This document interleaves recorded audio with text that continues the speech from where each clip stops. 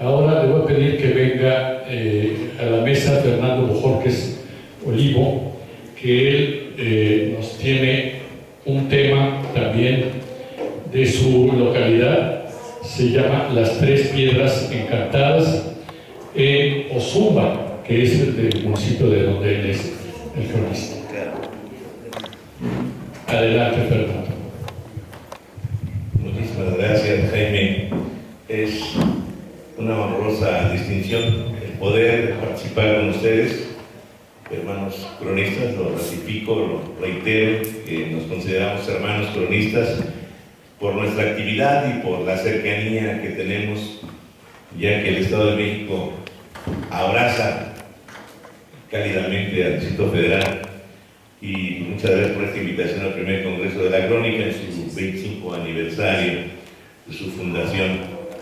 Aprovecho también que está con nosotros Leonardo Zaleta Juárez, presidente de la Crónica de Veracruz, a quien le dejo algo en especial públicamente. Hemos tratado de hermanar las ciudades de Orizaba y Toluca por sus coincidencias geográficas, su traza urbana y sus edificios arquitectónicos. Es algo que nos llama mucho la atención, tantas coincidencias, y en ese orden hemos buscado la manera de contactar a los cronistas de Orizaba y no ha sido posible. El compañero cronista de la ciudad de Toluca tiene una vasta información para poder sustentar esta hermandad. Bueno, pues compañeros y hermanos de la Asociación de Cronistas del Distrito Federal, les quiero dar a conocer un trabajo en el cual narro algunos acontecimientos sobre mitos y leyendas de mi municipio. Dice: la palabra emitida del recuerdo está en la voz del cronista. Hoy, aquí, relatando los mitos y las leyendas, venciendo el dominio del tiempo, construyendo un albergue más que prevalece en su conocimiento, dándose un sustento mayor para recrearse en su propia identidad, de orgullo, de arraigo local, de pertenencia, de proyección cultural y de mil formas más. Lo realiza con el afán de incrementar su saber al enseñar, al contar, al transmitir, con su propia libertad extrema y trascendental, la que se divulga en nuestros tiempos y más allá, lo que nos da una defensa vital con la que se sustenta y elige la vida del hombre, que es única e irrepetible. Las leyendas orales, transcritas por fuentes anónimas, no tienen fuentes fidedignas, aceptables o viables.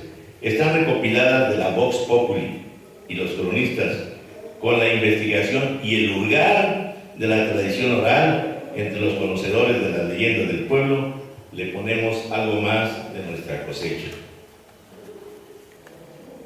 Para dar inicio a este tema que nos ocupa el día de hoy, es de remitirme al pasado histórico y el actual contexto geográfico. El Estado de México tiene 125 municipios y Ozumba ocupa el lugar número 68.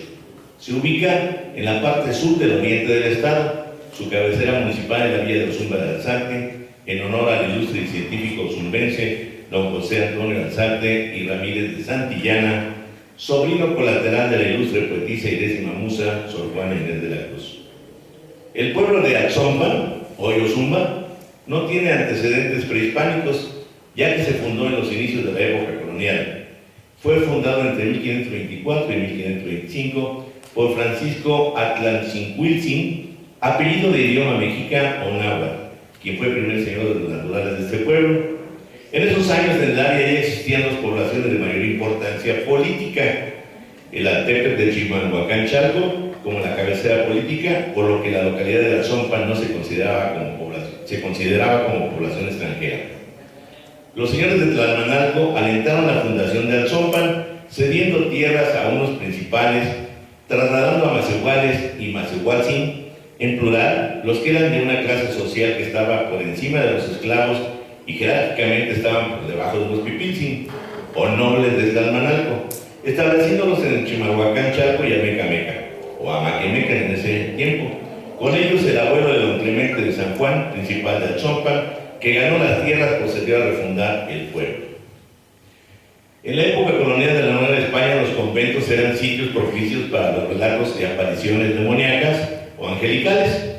Ramos Medina, director del Centro de Estudios de Historia de México, afirma que este tipo de relatos permitía la presencia y adhesión de los naturales del pueblo a la religión católica.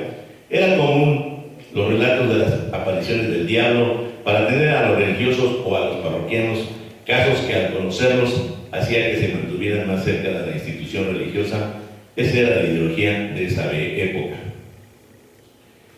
En el actual territorio del municipio de Ozumba, durante la época colonial, se fundaron dos conventos. El primero dominico, ubicado en la hoy delegación de Chimalhuacán, Chalco, donde se fabricó la parroquia de San Vicente Ferrer. El segundo convento se fundó en la actual cabecera municipal, fue de la orden franciscana y por su gran importancia adquirida desde ese tiempo se manifestó como la sede política y religiosa para evangelizar a los primeros habitantes y fundadores del pueblo de Atzompan. El convento franciscano de Ozumba es de fundación de fines del siglo XVI, pues no figura en el catálogo de la descripción del Santo Evangelio de 1585. Este monasterio de franciscanos dependía de Tlalmanalco. Hacia 1590 se tornó y al frente del convento se construyó una portería arcada y se creó una capilla abierta. Posteriormente, en 1697, se inició la fabricación de un templo dedicado a Santa María de Atzompan, la Virgen de la Asunción, hoy parroquia de la Inmaculada Concepción. En este contexto temporal y geográfico se desarrolla la leyenda que se ha denominado por tradición oral como la leyenda de los compadres o la leyenda de las tres piedras encantadas, localizadas a un costado del camino, aproximadamente a la mitad de la travesía entre el templo de Ozumba y la parroquia de Chimalhuacán, en un terreno baldío donde no se ha podido sembrar en su totalidad por la obstrucción de las grandes rocas. Con el imaginario colectivo de los ozumbenses generado durante la época colonial y acorde al sincretismo cristiano, lo que nos llega hasta nuestros tiempos por medio de la tradición oral, así como el rescate, recopilación y difusión de las crónicas o testimonios que nos llegan de la época colonial, transformadas a lo largo del tiempo, o su perseverancia y pervivencia como leyenda vigente. La leyenda de las tres piedras encantadas. Transcurrían las primeras décadas de la fundación del pueblo de Atzompan como con una creciente evangelización tanto por parte de los franciscanos de Atzompan como de los religiosos dominicos en Chimalhuacán, entre cuyos monasterios había una legua de distancia. En la reciente formación del pueblo de Atzompan existían dos asentamientos humanos creando los primeros barrios, el cuartel de la parroquia y San Francisco. Aquí vivían a quienes se les otorgaban las primordiales tierras, algunas familias españolas y mestizos, con sirvientes macehuales, y los macehualtin se asentaron mayormente en el barrio de San Francisco. Los que eran de una clase social que estaba por encima de los esclavos y jerárquicamente por debajo de los pipiltzin o nobles de Tlalmanalco. En el cuartel de la parroquia vivían familias de la mejor clase social existente, quienes asistían a los servicios religiosos efectuados en la capilla abierta del convento, donde fueron pintados unos murales excepcionales ilustrados con paisajes de la llegada de los primeros franciscanos recibidos por Hernán Cortés y Cuauhtémoc. Esta pintura es conocida como la más antigua, donde se manifiesta con claridad la imagen del gran Tlatoani y otras escenas importantes con las que los franciscanos se apoyaban para evangelizar a los naturales de la región. Don Hernando de Sandoval, casado eclesiásticamente con doña Clementina de la Torre, había procreado un hijo de nombre Francisco. Católicos fervientes y con gran reputación social, en su momento bautizaron a su pequeño hijo y escogieron a un gran amigo de la familia para que fuese el padrino del primogénito. Don Juan de Mata, a cuya familia con antelación le habían otorgado mercedes de tierra por su acertada intervención en actos que propiciaban la conquista. Don Hernando, hombre letrado, era continuamente requerido en Tlalmanalco para ordenar la vida pública de la nueva población, donde se requería recaudar mayores impuestos. En este orden de cosas, doña Clementina y su vástago asistían a los servicios religiosos otorgados en el convento franciscano, pero debido a la recién iniciada construcción de la parroquia de Santa María de Atzompan, 23 de abril de 1697, y por la actividad primaria de la evangelización de los naturales, los franciscanos ordenaban a las familias católicas asistir a los servicios religiosos otorgados en el templo de San Vicente Ferrer, en la población más cercana, Chimalhuacán, Chalco, atendida por los dominicos. Precisamente en este recorrido del trayecto, don Juan aprovechaba acompañar a su comadrita, linda y hermosa, quien siempre era custodiada por su retoño. Tanta atención desmesurada y valiéndose de las ocupaciones múltiples del compadre, en el camino se desviaban y ocultándose entre las milpas de los terrenos al pie de la calzada para seducir a la bella comadre, no importando la presencia del ahijado que nunca se despegaba de su madre.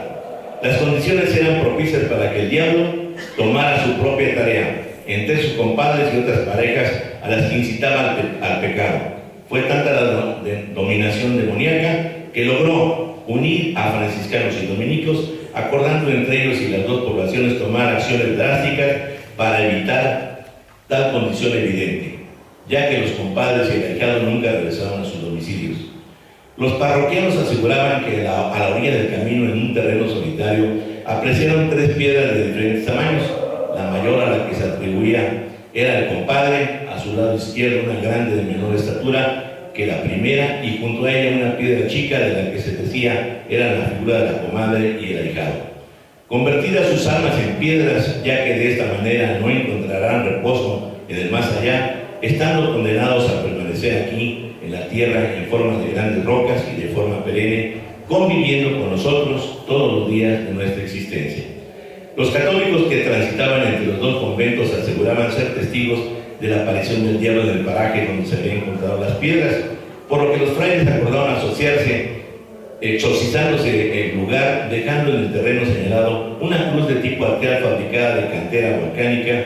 Sin embargo, la tradición oral nos narra que el diablo tuvo que irse a un lugar cercano, refugiándose en su cueva, localizada en las altas y escarpadas paredes de la cañada Nespayantla, a un costado de la cascada de agua de las barrancas que provienen de los escurrimientos hidrológicos del volcán Popocatépetl.